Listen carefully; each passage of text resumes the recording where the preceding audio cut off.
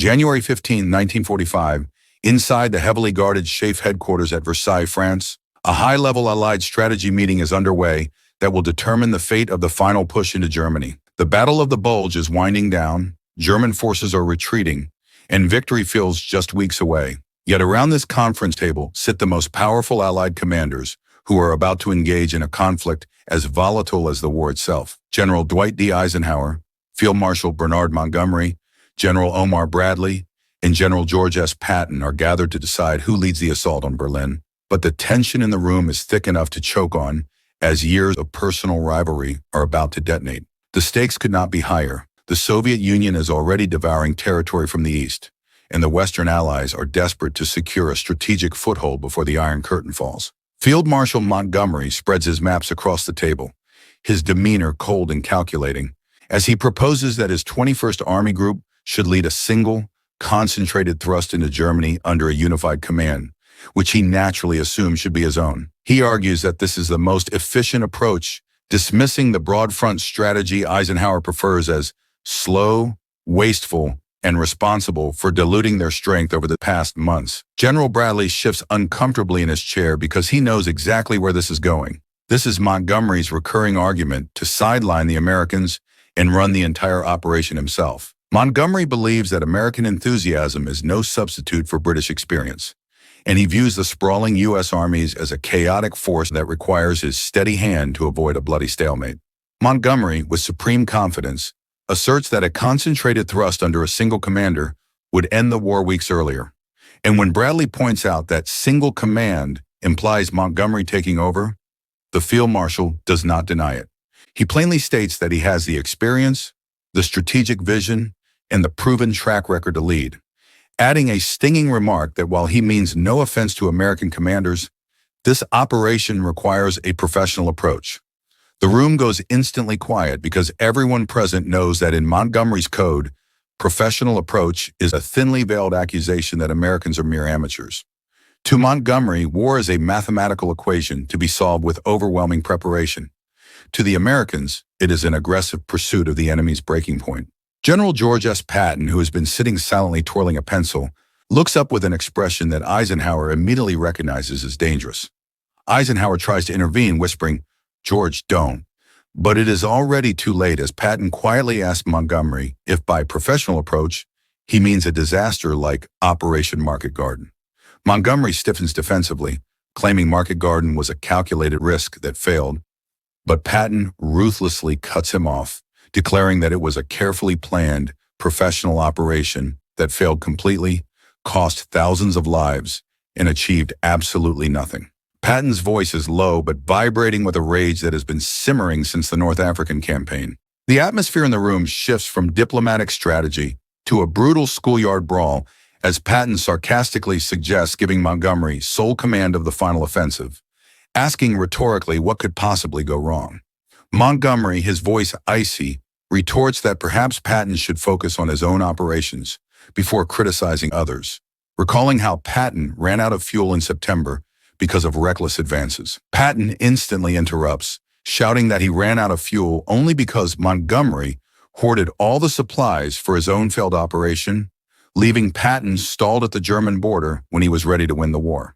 This supply bottleneck remains the greatest what-if of the Western Front, a moment where logistics were weaponized to serve personal egos rather than the Allied cause. Eisenhower attempts to intervene, slamming his hand on the table and demanding they stand down, reminding them this is a strategy meeting and not an argument between children. But the momentum of their hatred is now unstoppable. Patton ignores the Supreme Commander and turns his full fury on Montgomery, contrasting their styles by pointing out that while Montgomery calls advancing 400 meters in a month reckless, he himself advances while Montgomery merely consolidates.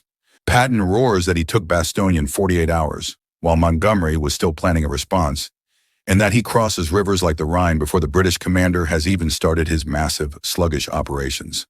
He views Montgomery's methodical pace not as caution, but as a lack of moral courage to seize the initiative.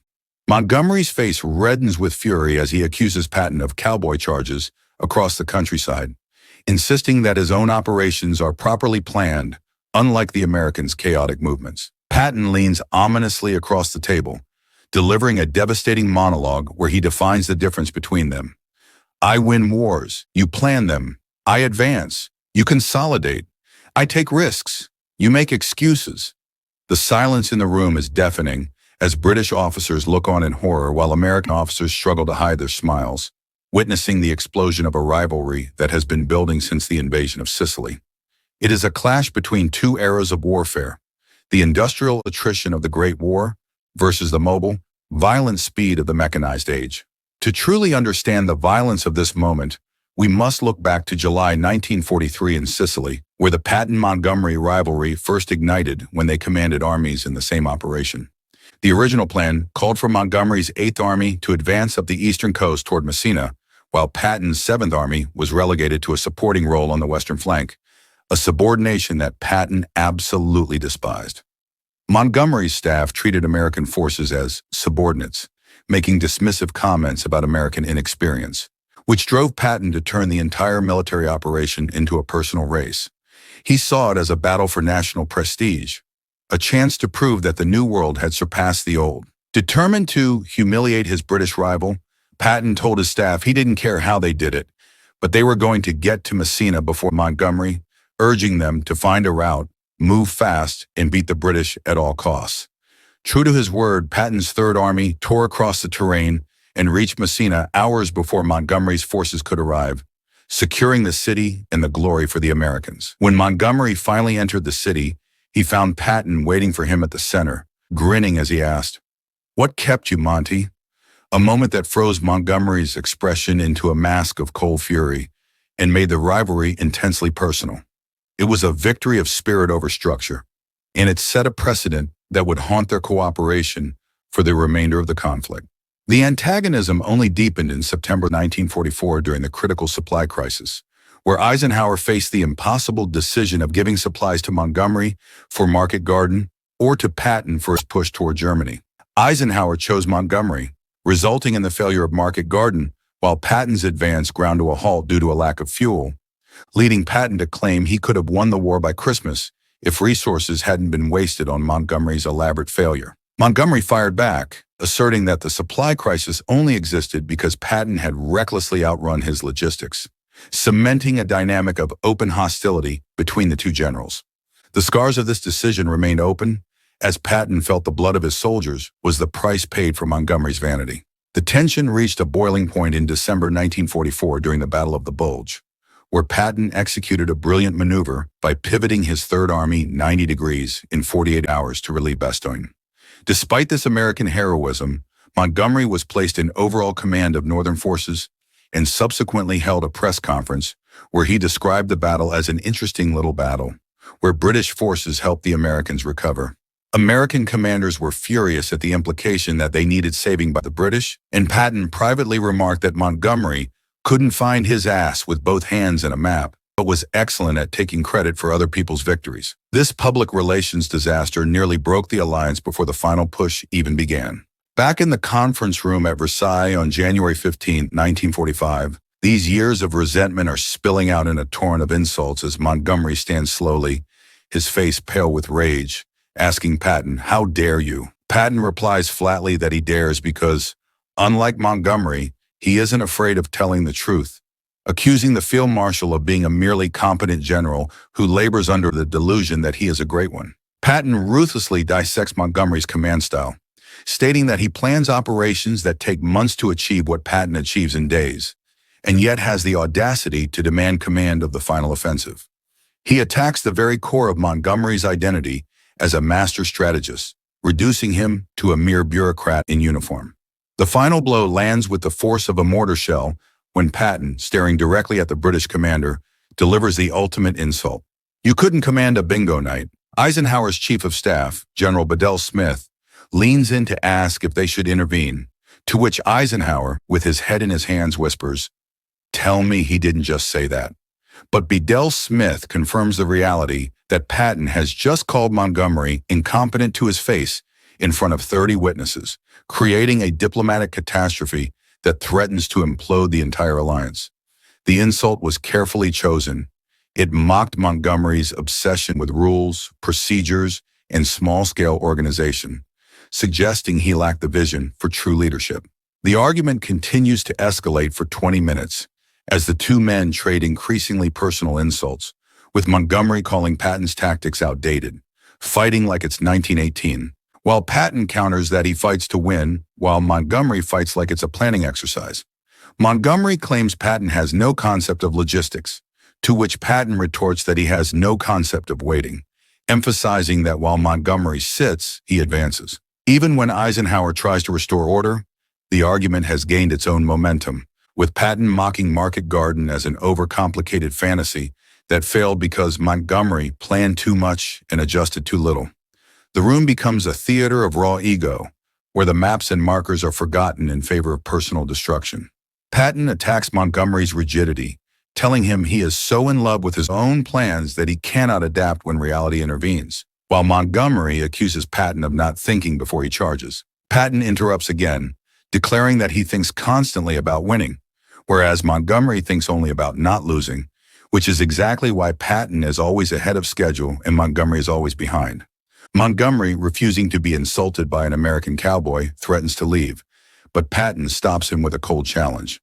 "Before you go, explain why German commanders fear me and dismiss you." Patton is referencing intercepted intelligence reports that show the Wehrmacht constantly tracks his movements, while treating Montgomery's sectors as predictable and safe.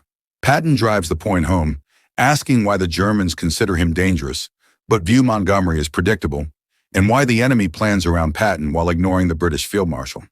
As Montgomery turns purple with rage and calls Patton arrogant, Patton simply states that truth isn't arrogance, describing Montgomery as a mediocre general with an oversized ego who thinks careful planning can substitute for a lack of results. Eisenhower finally roars, "That is enough!" But the damage is irrevocable. Montgomery walks out of the meeting without a word, his footsteps echoing in the silence, leaving Eisenhower to deal with the aftermath of the most explosive confrontation of the war. The alliance is fractured, and the Supreme Commander is left to piece together the shards of his leadership. The silence that follows Montgomery's departure is heavier than the artillery fire of the Bulge. The room is paralyzed. British officers stand frozen in a mix of shock and national offense, while Eisenhower turns slowly to Patton, his expression a terrifying cocktail of disappointment, exhaustion, and fury. He does not yell immediately. Instead, he orders Patton to his private office with a voice so quiet it sounds like a death sentence. As the door closes, sealing them off from the stunned staff, Eisenhower explodes with a ferocity that rivals the combat outside, demanding to know what the hell just happened. Patton, still riding the adrenaline of the confrontation, calmly replies that he was simply stating facts that Montgomery needed to hear, refusing to back down even an inch. Eisenhower realizes that his primary role has shifted from military commander to high-stakes babysitter. Eisenhower is incredulous, shouting that Patton just humiliated the senior British field commander in front of 30 Allied officers, endangering the entire coalition. Patton counters that Montgomery humiliates himself every time he suggests taking command of American forces, arguing that someone had to stop the British Marshal's subtle insults before they became accepted reality. When Eisenhower warns that Montgomery will complain to Churchill, who will then complain to the president, forcing Eisenhower into a week of diplomatic groveling, Patton dismisses the political fallout. He insists his temper was controlled and that he deliberately told the truth to a man whose ego had outgrown his competence. Patton believes that a war cannot be won by politeness, only by the ruthless application of superior force and leadership. The confrontation between the two Americans hits its climax when Eisenhower demands one good reason not to relieve Patton of command right there and then. Patton's answer is simple, arrogant, and undeniably true. Because you need me. He reminds Eisenhower that the Third Army advances faster than anyone else, that he wins battles nobody else can win, and that despite his inability to play politics, he is the best combat commander the Allies have. Eisenhower stares at him, unable to argue because he knows deep down that Patton is right. He cannot win this war quickly without his troublesome child. And he also knows that Patton's assessment of Montgomery's mediocrity is something he privately agrees with. It is the curse of the Supreme Commander. He must tolerate the intolerable to achieve the impossible. 2 days later, on January 17, the political machinery of the war forces a resolution. Eisenhower orders Patton to apologize, not for what he said, but for how he said it. Patton initially refuses, but after an hour of arguing, he agrees to write a letter that is a masterpiece of passive-aggressive compliance. He writes that he regrets his comments were expressed too forcefully and acknowledges their shared goal of victory, but he pointedly avoids retracting the substance of his criticism. When Eisenhower reads the draft, he calls it the worst apology he has ever seen, to which Patton replies, "It's the best you're getting." This moment illustrates the fundamental lack of respect Patton held for the traditional chains of command when they conflicted with his personal code of honor. Montgomery's response to the letter is equally icy, acknowledging the note and suggesting that in the future, they communicate only through Eisenhower, effectively saying, "Stay away from me." Eisenhower realizes that reconciliation is impossible and decides to implement a radical solution suggested by Churchill: total separation. In February 1945, new operational boundaries are drawn that send Patton racing across southern Germany, while Montgomery is assigned the north, ensuring the two men never have to share a battlefield, a meeting room, or even a map again. Eisenhower tells them both that they have forced him to plan the war around their mutual hatred, but ironically, this separation unleashes the full potential of both armies, as they no longer have to look over their shoulders at their allies. With the shackles of forced cooperation removed, the war turns into an unspoken race to the Rhine River, the last natural barrier protecting the heart of Germany. Montgomery prepares for his crossing with his trademark thoroughness: massive supply buildups, airborne drops, and weeks of meticulous planning for a set-piece battle that will be broadcast to the world. He wants a victory so perfect that no one can ever doubt his brilliance again. Meanwhile, Patton, obsessed with beating his rival one last time, pushes the Third Army at a breakneck pace, ignoring flank security and supply limitations, determined to steal Montgomery's thunder. He knows that in the history books, the man who crosses first is the man who wins the argument. On the night of March 22nd, 1945, without fanfare, artillery preparation, or airborne support, Patton's forces slip across the Rhine at Oppenheim. The crossing is silent, deadly efficient, and completely catches the Germans and the Allied High Command off guard. While Montgomery is still finalizing the press releases for his first crossing, scheduled for days later, Patton is already establishing a bridgehead on the eastern bank. The following morning, Patton makes a phone call to headquarters that drips with satisfaction. "I just wanted you to know we're across," before Monty's big show. He even famously urinated in the river as a final gesture of defiance against the natural barrier and his rival's caution. When Montgomery launches his massive Operation Plunder on March 24th, accompanied by thousands of paratroopers and a global media blitz, the news is already stale. Patton has stolen the headline. Montgomery is furious, accusing Patton of endangering the war effort for the sake of a personal stunt, claiming the American crossed early just to upstage him. Churchill, upon hearing the news, simply laughs, noting the irony that while Montgomery argued for a unified command to be more efficient, Patton just proved that competition was the ultimate motivator. The cowboy had beaten the professional across the most formidable river in Europe, vindicating his aggressive philosophy once and for all. It was the ultimate "I told you so" in military history. As April turns to May and the Nazi regime collapses, a new problem emerges for Eisenhower. The victory celebrations.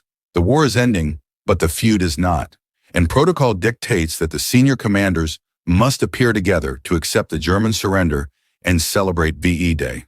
Eisenhower is adamant that they will stand together, telling his staff, "We won this war together. We'll celebrate together even if it kills me." He knows that the image of a fractured alliance would embolden the emerging Soviet threat. On May 8, 1945, amidst the ruins of the Thousand-Year Reich and the jubilant cheers of liberated Europe, Patton and Montgomery are forced into the same frame for the history books. The photographs from that day tell a story of strained tolerance. They stand side by side, smiling for the cameras, but their eyes never meet. At a press conference, when asked what it was like working with Patton, Montgomery's smile freezes, as he calls it, challenging but productive. When Patton is asked the same question, he replies that it was educational, adding with a wicked glint in his eye that he learned a lot about careful planning. The subtext is clear to everyone in the room. The war is over, but the war between them will never end. They remain icons of two different philosophies of leadership, one based on the caution of the past, the other on the speed of the future. That evening, at a victory dinner attended by the architects of the Allied triumph, Churchill proposes a toast to Allied unity and to the commanders who set aside personal differences for the greater good.